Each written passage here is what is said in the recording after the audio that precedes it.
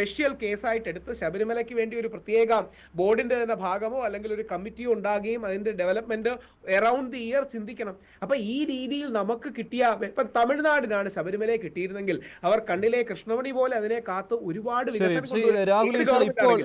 രാഹുൽ ഈശ്വർ, ഈ ചർച്ച നടക്കുന്ന സമയത്ത് ദുബായിൽ നിന്ന് ഒരു പ്രേക്ഷകൻ വാട്സപ്പ് മെസ്സേജ് അയച്ചിരുന്നു. അദ്ദേഹം ശബരിമലയിൽ ഇത്തവണ വന്നയാളാണ്.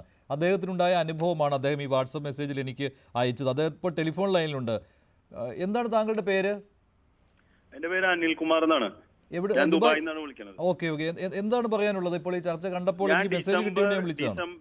ഞാൻ ഡിസംബർ 14 ശബരിമലയ്ക്ക് പോയ എന്റെ മോനെ ആദ്യമായിട്ട് ശബരിമലയിൽ നിന്ന് ഒരു 6 കൊല്ലം കുട്ടികൾ ഉണ്ടാവാതെ അവിടുന്ന് തന്ന മണി കൊണ്ട് ശബരിമല പോകാൻ വേണ്ടി 18 വെർച്വൽ ക്യൂ കൊടുത്ത് ഇവിടുന്ന് ടിക്കറ്റ് കാശും കൊടുത്ത് വന്ന് 18 എരുമേലിയിൽ രാത്രി 12 മണിക്ക് എത്തിയപ്പോ പോലീസ് പറഞ്ഞു കടത്തിവിടില്ല.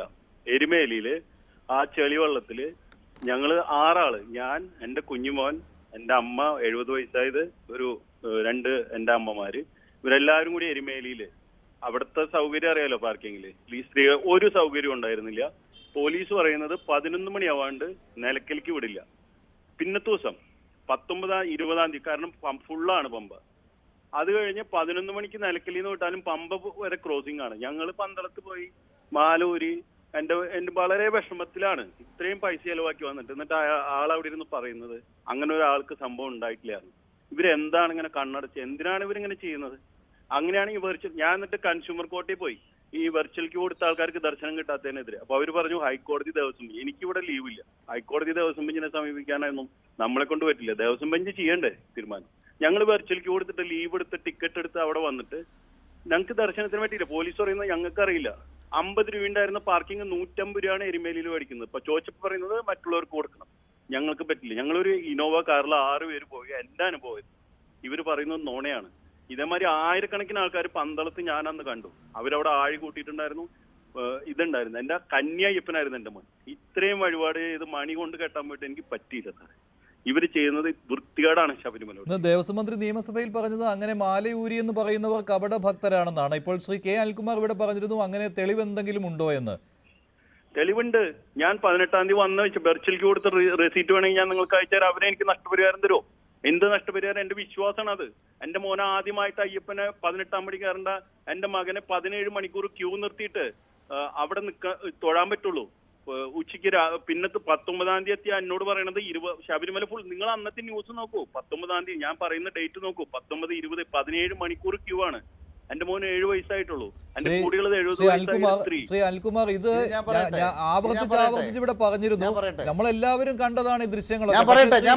അനിൽകുമാർ അദ്ദേഹം ഇത് സമ്മതിച്ചിട്ടില്ല ഇതുവരെ. ശരി, പറഞ്ഞു മഞ്ജുഷ, ഞാൻ ചോദിക്കട്ടെ, നമ്മൾ മലയാളികളല്ലേ? ഡിസംബർ മാസം 17 18 എവിടെ മഴയുള്ളത് കേരളത്തിൽ? അപ്പോൾ ഇത്തവണ മഴ വന്നു. ഡിസംബർ മാസം 17 18 മഴ വന്നു. നിങ്ങൾ എവിടേക്കാണ് പോണത്? ശബരിമലയിലേക്കാണ് പോണത്. മലയാണ് ഇവിടെ. സ്വാഭാവികമായി അവിടെ ചെള്ള വന്നതിന് ആരൊക്കെ ഉത്തരവാദിത്തം?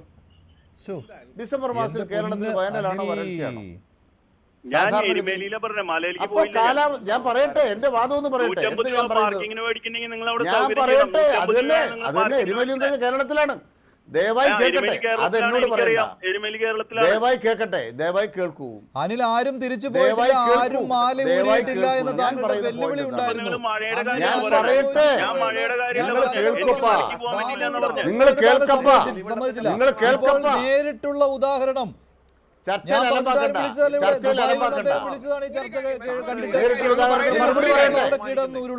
മറുപടി പറയട്ടെ. ദുബായ്ക്കാരന് ഞാൻ മറുപടി പറയാം. ഒരു കാര്യം, ദുബായ്ക്കാരന് ഞാൻ മറുപടി പറയാം. ദുബായ്ക്കാരന് മറുപടി പറയാം. അനിൽകുമാർ, ദയവ് ചെയ്ത് അങ്ങേക്ക് മനുഷ്യത്വം ഉണ്ടെങ്കിൽ അദ്ദേഹത്തോട് അലമ്പുണ്ടാക്കാതെ ഒരു കാര്യം ഞാൻ പറയാം. ഒരു ചാനലില് അനിൽകുമാർ, ഇത് ശരിയല്ല. മര്യാദ ഉണ്ടെങ്കിൽ ഒരു ചാനൽ ഇങ്ങനെ സെറ്റ് ചെയ്തിട്ട് ഇറക്കരുത്. ഞാൻ പറയാം. സമ്മതിക്കില്ല. ശ്രീ കെ അനിൽകുമാർ ആ ഒരു പരാമർശം സമ്മതിക്കില്ല. ഞാൻ എന്റെ വാട്സ്ആപ്പ് മെസ്സേജ് അങ്ങോട്ട് അയച്ചു തരാം. ഈ അനിൽകുമാർ എന്ന വ്യക്തി എനിക്ക് അയച്ച വാട്സ്ആപ്പ് മെസ്സേജ് താങ്കൾക്ക് ഞാൻ അയച്ചു തരാം. എനിക്ക് വ്യക്തി അറിയില്ല. എനിക്ക് ഈ വ്യക്തിയെ അറിയില്ല. അദ്ദേഹം ഈ ചർച്ച ചെയ്ത് വാട്സപ്പിൽ എനിക്ക് അയച്ച സന്ദേശമാണിത്. അപ്പോഴാണ് PCI നിന്ന് ഈ അനിൽകുമാറിനെ അങ്ങോട്ട് വിളിക്കുന്നത്. പറയരുത് എന്ന് പറയരുത്. ഞാൻ പറയട്ടെ സാർ. ശരി, അങ്ങനെയാണ്. ഞാൻ ചോദ്യത്തിന് ഉത്തരം പറഞ്ഞില്ല. ഞാൻ ചോദിച്ചൊരു ചോദ്യം വേണ്ട ഞാൻ ചോദിക്കട്ടെ. എന്റെ ചോദ്യം കേക്ക്. എന്റെ ചോദ്യം, ഡിസംബർ മാസം 18-ാം തീയതി മഴ പെയ്താൽ അതിൻ്റെ ഭാഗമായി ശബരിമല ദർശനത്തിന് തടസ്സം വരുമോ? അതിൻ്റെ ഭാഗമായി അവിടെ തങ്ങുന്ന ആളുകൾ താഴേക്ക് ഇറങ്ങുന്നതിന് താമസം വരുമോ? നിങ്ങൾ ഒരു കോമൺ സെൻസ് വേണ്ടേ? ലക്ഷക്കണക്കിന് ആളുകൾ ശബരിമല കയറിയിരിക്കുക, കടുത്ത മഴ വന്നു. ശബരിമല അമ്പലത്തിനകത്തും അവിടുത്തെ സൗകര്യങ്ങളിലും വിരിവെച്ചിരിക്കുന്ന ആളുകൾ മഴയത്ത് പുറത്തിറങ്ങുമോ? ഞാൻ പറയട്ടെ, നിങ്ങൾ ഇവിടെ പറഞ്ഞു ചെള്ളയാണ്. അദ്ദേഹം മഴ വന്നു പറഞ്ഞിട്ടില്ല. അദ്ദേഹം മഴ വന്നു എന്ന് പറഞ്ഞു. ഞാൻ പറയട്ടെ ചെള്ള വരുന്ന എങ്ങനെയാ? എരുമേലിൽ ചെള്ള വന്ന എങ്ങനെയാ?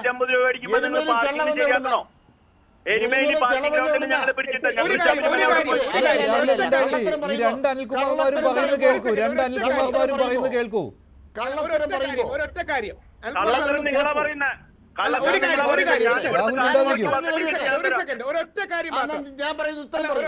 മാത്രം. ദുബായിൽ നിന്ന് വിളിക്കപ്പെട്ട അനിൽകുമാറിനോടാണ്.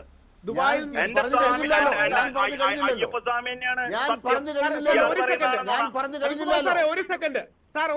പറഞ്ഞു കഴിഞ്ഞില്ലല്ലോ. ഞാൻ ചോദിക്കുന്ന ചോദ്യം അല്ലല്ലോ. ഞാനൊന്ന് പറയട്ടെ, അത് കഴിഞ്ഞ് പറഞ്ഞു.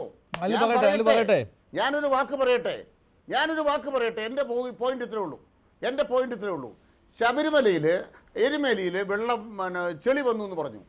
ഈ ഡിസംബർ മാസത്തിലെ ഉണക്കിൽ അവിടെ എങ്ങനെ ചെളി വന്നു? ചെളി വരാൻ കാരണം മഴയാണ്. നമ്മൾ മനസ്സിലാക്കേണ്ടത് കടുത്ത മഴ വന്നുകൊണ്ടല്ലേ അവിടെ ചെളിയായത്. അല്ലെങ്കിൽ ആരെങ്കിലും വെള്ളം കൊണ്ടുവച്ചു ചെളിയായത് കൊണ്ടാണ് അല്ലല്ല. അതൊക്കെ നിങ്ങൾ കഥ പറഞ്ഞു. നിങ്ങൾ നിങ്ങളുടെ രാഷ്ട്രീയം പറയും. നിങ്ങളുടെ രാഷ്ട്രീയം പറഞ്ഞോളൂ. ഈ വെള്ളം ആര് കൊണ്ടൊഴിച്ചു? എരുമേലി വെള്ളം കൊണ്ടൊഴിച്ചാരാ? എരുമേലി വെള്ളം കൊണ്ടൊഴിച്ചാരാ? നിങ്ങൾ എരുമേലി വെള്ളം കൊണ്ടൊഴിച്ചാരാ എന്ന് എരുമേലി വെള്ളം കൊണ്ടൊഴിച്ചാരാ? എരുമേലി വെള്ളം കൊണ്ടൊഴിച്ചാരാ?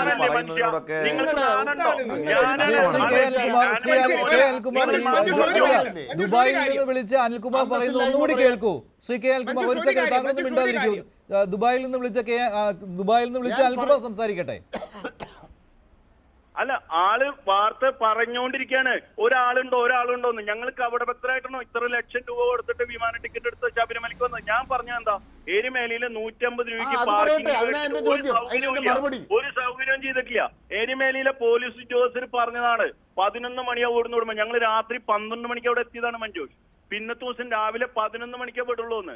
ഇതിനേക്കാളും കൂടുതൽ തിരക്കുള്ള സമയത്ത് ഞങ്ങൾ ശബരിമല പോയിട്ടുണ്ട്. ഈ പിണറായി വിജയൻ ഭരിക്കുന്നേക്കാളും മുന്നേ ഞങ്ങൾ ശബരിമല പോയിട്ടുണ്ട്. ഇതിനും തിരക്ക് ഉണ്ടായിട്ടുണ്ട്. ഇത്ര സംവിധാനങ്ങളോ ഒന്നും ഉണ്ടായിട്ടില്ല. ഇത് ഒരു പ്രശ്നമില്ലാണ്ട്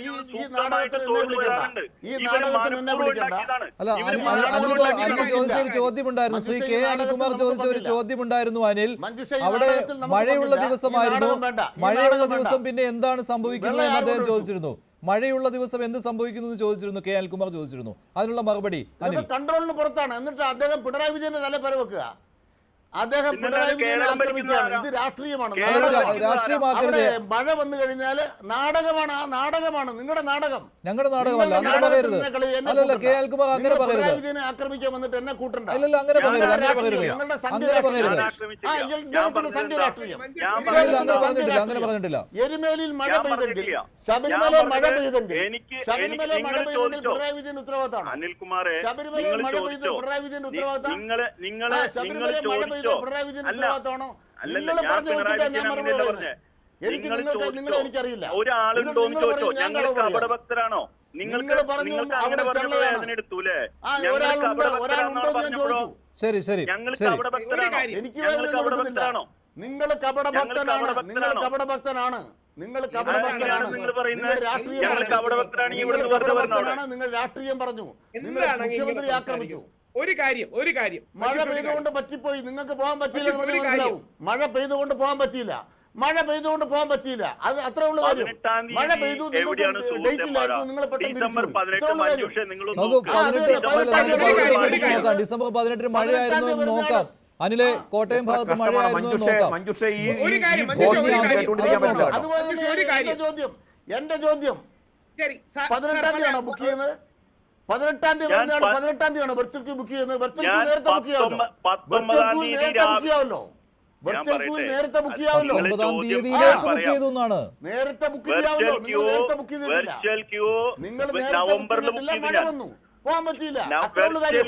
അതിന് മുഖ്യമന്ത്രി ആക്രമിക്കണ്ട. ഞാൻ പറയാം. അല്ല, ഓ, അപ്പൊ നിങ്ങൾക്ക് മഴ വന്നു, നിങ്ങൾക്ക് അതിന് ബുദ്ധിമുട്ടുണ്ടായി. യാഥാർത്ഥ്യമാണ്. ശ്രീ കെ അനിൽകുമാർ അദ്ദേഹം നവംബറിലെ ബുക്ക് ചെയ്തു. അത് ഡിസംബർ 19ലേക്ക് അദ്ദേഹം ബുക്ക് ചെയ്തു എന്നാണ് പറഞ്ഞത്, അല്ലെ 19-ാം തീയതി ബുക്ക് ചെയ്തു. നവംബറിൽ ബുക്ക് ചെയ്തു. ഞാൻ 14-ാം തീയതി ദുബായിന്ന് വന്നു. അത് കഴിഞ്ഞ് അപ്പോളോ ഹോസ്പിറ്റലിൽ ഒരു ആൻജിയോഗ്രാം കഴിഞ്ഞ് എനിക്കൊരു നെഞ്ചുവേദന വന്ന്, അത് കഴിഞ്ഞിട്ട് തിങ്കളാഴ്ച വൈകിട്ട് കെട്ട് നിറച്ച് ചൊവ്വാഴ്ചയായിരുന്നു എനിക്ക് കിട്ടിയത്. ഞാൻ അവിടുത്തെ പോലീസ്, അവിടുത്തെ PRA, ഈ ശബരിമല PROയുടെ നമ്പർ എനിക്ക് കിട്ടിയ ആളെ വിളിച്ചപ്പോൾ മഴ വന്നു സാർ, ക്ഷമിക്കുക. മഴ വന്നില്ല സാർ, മഴ വന്നില്ല. അന്ന് മഴയില്ല, പക്ഷെ ചെളിയാണ്. ചെളിയാണ് പാർട്ടി. നിങ്ങൾ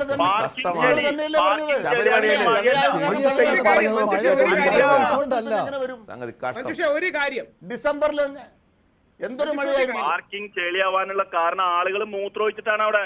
ഞാൻ പറയാം, ആളുകൾക്ക് സൗകര്യം ഉണ്ടോ ടോയ്ലറ്റിന്? നിങ്ങൾ പോയി നോക്കൂ. കോട്ടയത്ത് ഡിസംബർ 12 എന്ത് മഴയായിരുന്നു? ഞാൻ പറയാം, കോട്ടയത്ത് ഡിസംബർ 12 മഴ, നവകേരള സദസ്സിന് പാലായിലെ മഴ എന്ത് മഴയായിരുന്നു? പാലായിലെ മഴ ഞാൻ പറയാം. ഈ ഡിസംബറിലെ മഴ, ഈ പാലായിലെ മഴ ഞാൻ അനുഭവിച്ച മഴയാണ്. ആ പല ദിവസങ്ങൾ പെയ്തിട്ടുണ്ടാവും. അതിന്റെ ഭാഗമായി പ്രശ്നങ്ങൾ ഉണ്ടാവും. അതൊന്നും ഗവൺമെന്റിനെ ആക്രമിക്കാൻ, മുഖ്യമന്ത്രിയെ ആക്രമിക്കാൻ നിങ്ങൾ ഉപയോഗിക്കരുത്. നിങ്ങൾ രാഷ്ട്രീയം കളിച്ചുകൊണ്ട് ഞാൻ തുറന്നു പറഞ്ഞു. നിങ്ങൾ രാഷ്ട്രീയം കളിച്ചുകൊണ്ട് ഞാൻ തുറന്നു പറഞ്ഞു. അതെ അതെ അതെ, അത് ശരി ശരി ശരി ശരി നന്ദി അനിൽകുമാർ ഫ്രം ദുബായ് വിളിച്ചതിന് നന്ദി. അനിൽകുമാർ ഫ്രം ദുബായ് വിളിച്ചതിന് ഞാൻ ഒരിക്കൽ കൂടി പറയുന്നു, ഈ ദുബായിൽ നിന്ന് വിളിച്ച അനിൽകുമാർ എനിക്ക് ഇങ്ങോട്ട് മെസ്സേജ് അയച്ചതാണ്. എനിക്ക് ഈ അനിൽകുമാറിനെ പരിചയമില്ല. അദ്ദേഹം പക്ഷേ പറഞ്ഞ കാര്യങ്ങൾ വിശ്വസനീയമാണ്. കാരണം അദ്ദേഹത്തിന്റെ അനുഭവമാണ് അദ്ദേഹം പങ്കുവെച്ചത്. അദ്ദേഹത്തിന്റെ രാഷ്ട്രീയവും എനിക്കറിയാം. ശരി ശരി ശരി താങ്കൾ അങ്ങനെ വിശ്വസിക്കാം. ശ്രീ രാഹുൽ രാഹുൽ ശരി ശരി ശരി രാഹുൽ രാഹുൽ ദയവായി ശ്രദ്ധിക്കണം ഒരു കാര്യം. അത് ദുബായിനെ എന്ന് വിളിക്കുന്ന ശ്രീ അനിൽകുമാറിനോടാണ്. ഒരു ഭക്തൻ എന്ന നിലയിൽ അങ്ങയുടെ വേദനയോട് പൂർണ്ണമായിട്ട് ഐക്യദാർഢ്യം പ്രഖ്യാപിക്കുന്നു. എനിക്ക് ഒരു 7 വയസ്സുള്ള മോനാണ്. അവനെ കന്യായപ്പനായിട്ട് കൊണ്ടുപോകാനുള്ളതാണ്. അങ്ങയ്ക്ക്, അങ്ങയുടെ അമ്മയ്ക്ക്, കൂടെയുള്ള 2 മുതിർന്ന സ്ത്രീകൾക്ക് അങ്ങയ്ക്ക് നേരിട്ട ആ ബുദ്ധിമുട്ടിന് ഒരു വിശ്വാസി എന്ന നിലയിൽ, അയ്യപ്പ വിശ്വാസി എന്ന നിലയിൽ വിഷമവും വേദനയുണ്ട്. അടുത്ത തവണ വരുമ്പോൾ തീർച്ചയായിട്ടും അങ്ങനെ സഹായം വേണമെങ്കിൽ അയ്യപ്പ സേവാ സംഘങ്ങളെയോ ഭക്തജന സംഘടനകളെയോ ഒക്കെ വിളിക്കുകയാണെങ്കിൽ നമ്മളാൽ കഴിയുന്ന എന്തെങ്കിലുമൊക്കെ സപ്പോർട്ട് അങ്ങേക്ക് നൽകാം. അങ്ങേക്ക് അങ്ങനെ ഒരു ദർശനം കിട്ടാത്തതിൽ വളരെ വിഷമമുണ്ട്. നമുക്കൊരു തർക്കത്തിലേക്കോ അല്ലെങ്കിൽ AO BO CO അല്ല, ഇത്തവണ ഒരുപക്ഷെ അതായിരിക്കും ദൈവം കരുതിയത്. അതുകൊണ്ട് അങ്ങയുടെ ആ വിഷമത്തോട് പൂർണ്ണമായിട്ട് യോജിക്കുന്നു.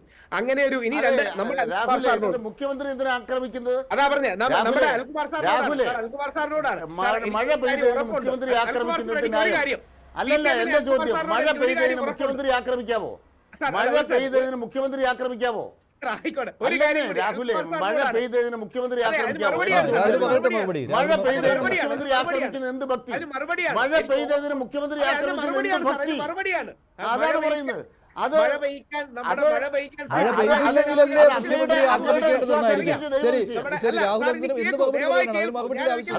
അതല്ലേ വെള്ളം, അതല്ലേ വെള്ളം ഉണ്ടായത്. മുഖ്യമന്ത്രി ആക്രമിക്കില്ല, രാഷ്ട്രീയം പറഞ്ഞ് സംസാരിക്കില്ല. അത് മഴ പെയ്യാൻ അന്വേഷിക്കാം. അതെ, നിൽക്കും. മഴ പെയ്യാൻ എന്താ, മഴ പെയ്യാൻ അദ്ദേഹം പറഞ്ഞതാ വിജയൻ ഋഷ്യശൃംഖലല്ല. അങ്ങ് കേൾക്കേണ്ട ഒരു കാര്യം, അങ്ങ് കോളേജിൽ പഠിക്കുമ്പോൾ എല്ലാ ഡിബേറ്റിനും ഫസ്റ്റ് നേടിയിട്ടുണ്ടെന്ന് എനിക്ക് ഉറപ്പുണ്ട്. പക്ഷേ നമ്മുടെ ആ കോളേജിലെ ഒരു ഡിബേറ്റ് മത്സരം അല്ലല്ലോ. ഒരു ഞങ്ങളോടോ അല്ലെങ്കിൽ ശ്രീ RV ബാബുവിനോടോ പ്രത്യേകിച്ച് ഒരു വ്യക്തമായ ഒരു രാഷ്ട്രീയം കൂടി ഉള്ളതുകൊണ്ട് അങ്ങ് ആക്രമിക്കൂ. പക്ഷെ ഒരു ഭക്തൻ വിളിക്കുമ്പോൾ നിങ്ങൾക്ക് അങ്ങനെ സംഭവിച്ചതിൽ വിഷമമുണ്ട്, കുഴപ്പമില്ല, നമുക്ക് ശരിയാക്കാം. തോന്നുന്നു അങ്ങ് ഈ രീതിയിൽ ഒരു ഭക്തനെ കപടഭക്തനല്ല. അവിടെ ചേരുമായിരിക്കും. പക്ഷേ ആക്രമിച്ചിട്ടില്ല. ദയവായി കേൾക്കൂ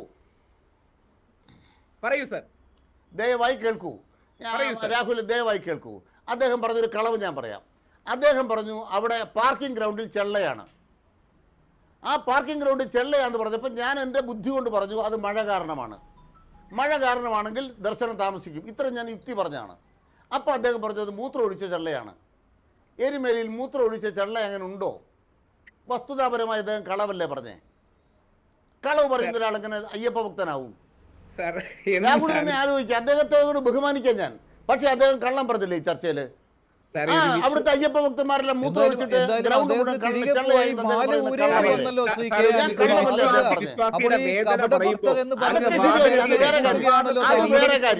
ചർച്ചയിൽ കള്ളം പറഞ്ഞാൽ മറുപടി പറയും. ശരി, ആർ വി ബാബു. ചർച്ചയിൽ കള്ളം പറയരുത്, കള്ളം പറയരുത്. എനിക്ക് പറയാനുള്ളത് അങ്ങേയറ്റം അപഹാസ്യമായ പരിഹാസ്യമായ വാദമുഖങ്ങൾ ഒരിക്കലും ഒരു രാഷ്ട്രീയ നേതാവിൽ നിന്നും ഉണ്ടാകാൻ പാടില്ലാത്ത രീതിയിൽ ഒരു ഭക്തനെ വീണ്ടും വീണ്ടും അപമാനിക്കുകയാണ് അനിൽകുമാർ.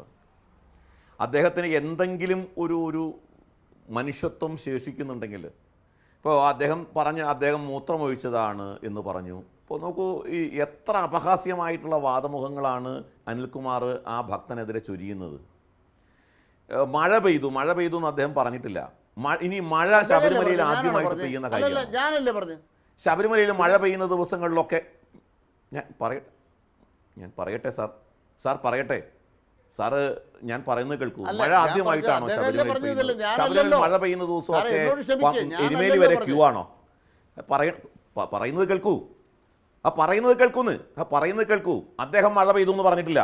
അദ്ദേഹം പറഞ്ഞത് എരുമേലിയിൽ ചള്ളയായിരുന്നു എന്നാണ്. അതിൻ്റെ അർത്ഥം വേറെ ഒന്നുമല്ല.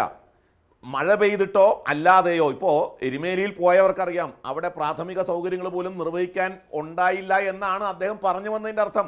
അവിടെ മൂത്രമൊഴിച്ച് ചളമായതാണെന്ന് പറഞ്ഞാൽ എൻ്റെ അർത്ഥം പ്രാഥമിക സൗകര്യങ്ങൾ നിർവഹിക്കാൻ പോലും അവിടെ സ്ഥല സൗകര്യങ്ങൾ ഉണ്ടായിരുന്നില്ല. എരുമേലിയിലും ഭക്തജന തിരക്കായിരുന്നു. പ്രാഥമികമായ സൗകര്യങ്ങൾക്ക് അസൗകര്യം ഉണ്ടായിരുന്നു. അപ്പോൾ അതുപോലും നിർവഹിച്ചത് ഇവരൊക്കെ പാർക്ക് ചെയ്യുന്ന സ്ഥലങ്ങളിലായിരുന്നു. ഇതാണ് ആ പറഞ്ഞതിൻ്റെ അർത്ഥം. വാക്കിൽ പിടിച്ചിട്ട് രക്ഷപ്പെടാൻ ശ്രമിക്കരുത്. അനിൽകുമാർ തുടക്കം മുതൽ പറയുന്നത് എന്താ?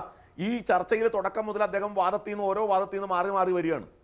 കെ രാധാകൃഷ്ണൻ പറഞ്ഞു കപടഭക്തന്മാരാണെന്ന് പറഞ്ഞു.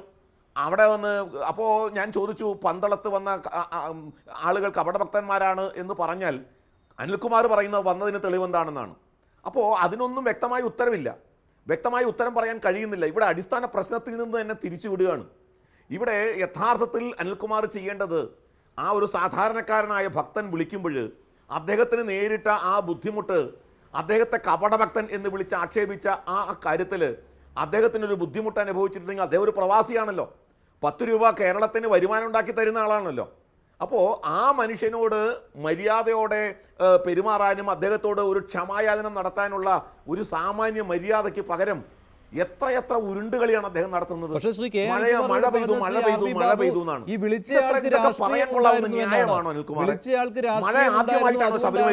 വിളിച്ചയാൾ മുഖ്യമന്ത്രിക്കെതിരെ സംസാരിച്ചത്, അതുകൊണ്ടാണ് കെ അനിൽകുമാർ ഇടപെട്ട് അങ്ങനെ പറഞ്ഞതെന്നാണ് അദ്ദേഹത്തിന്റെ വാദം. ശ്രീ ആർ വി ബാബു.